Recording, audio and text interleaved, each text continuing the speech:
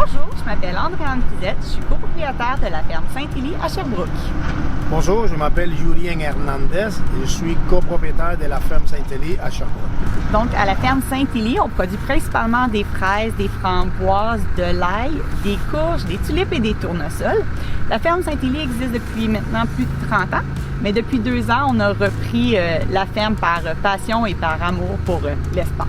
Aujourd'hui, à la ferme Saint-Élie, on a environ 20 employés. On a 9 travailleurs étrangers provenant du Guatemala. On a Yurian, qui vient de Cuba. Et on a aussi différentes étudiantes de différentes origines qui travaillent de façon saisonnière au kiosque. Moi, j'en ai 9 travailleurs qui travaillent avec moi à chaque jour. C'est une chance pour moi parce que mes travailleurs, c'est des hispanophones, ils viennent du Guatemala. Puis moi, je suis hispanophone, je viens de Cuba. Fait que au niveau des relations, au niveau des compréhensions, c'est très facile pour nous, même s'il y a des mots qu'on utilise à Cuba ou au Guatemala, vice-versa, que c'est pas la même chose, mais ça reste que c'est la même langue. Au début, c'était un petit peu difficile dans le sens que quand on se connaît pas, il faut s'adapter toujours, la façon de travailler, comment est-ce qu'ils font les tâches à tous les jours dans l'affaire, puis moi, comment est-ce que j'ai voyé, c'était quoi ma vision. Puis, une fois qu'on a trouvé les justes milieux, là, ça marche sur des roulettes, tout ça va très bien. Au kiosque, c'est sûr que ça fonctionne un peu différemment. C'est pas toujours les mêmes employés qui reviennent d'année après année. Donc, ce qu'on fait tout simplement, c'est qu'au mois de mars, on ouvre les candidatures et on embauche selon l'arrivée des CV. Donc, premier arrivé, premier servi, comme on dit.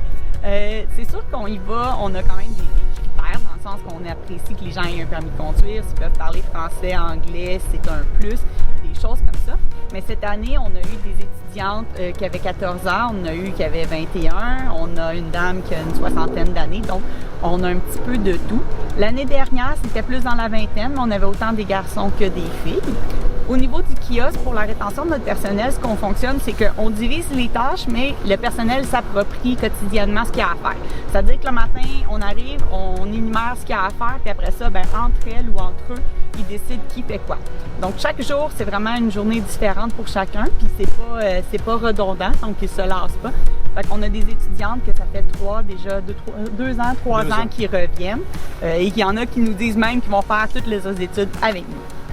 Au niveau de la communication, c'est sûr que c'est un défi quotidien.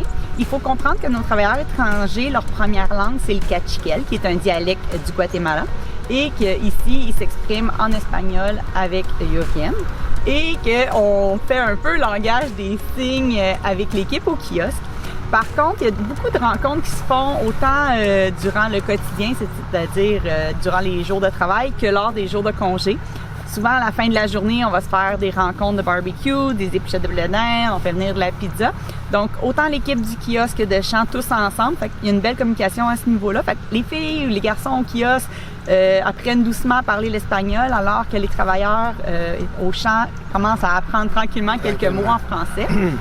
Dans nos projets à court terme, c'est sûr que la francisation, c'est un élément sur lequel on aimerait travailler. On leur en a déjà parlé, ils sont ouverts à ça.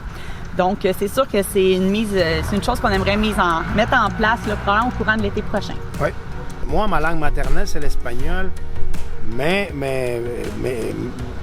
mes collègues de travail, parce qu'en fait, on est tous des collègues de travail, c'est pas mes employés. Nous autres, les liens que nous avons, on est des collègues de travail.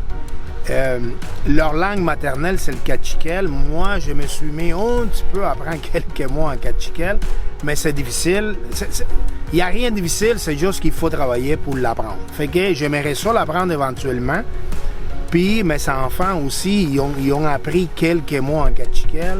Puis comme ça devient plus, on s'intègre plus à l'équipe. Parce que quand tu es capable de montrer que tu as de l'intérêt pour leur culture, les autres, ils vont faire la même chose avec nous autres. Fait que c'est comme ça qu'on essaye toujours d'utiliser les temps morts que supposément on ne travaille pas pour s'amuser, mais s'amuser de façon productive.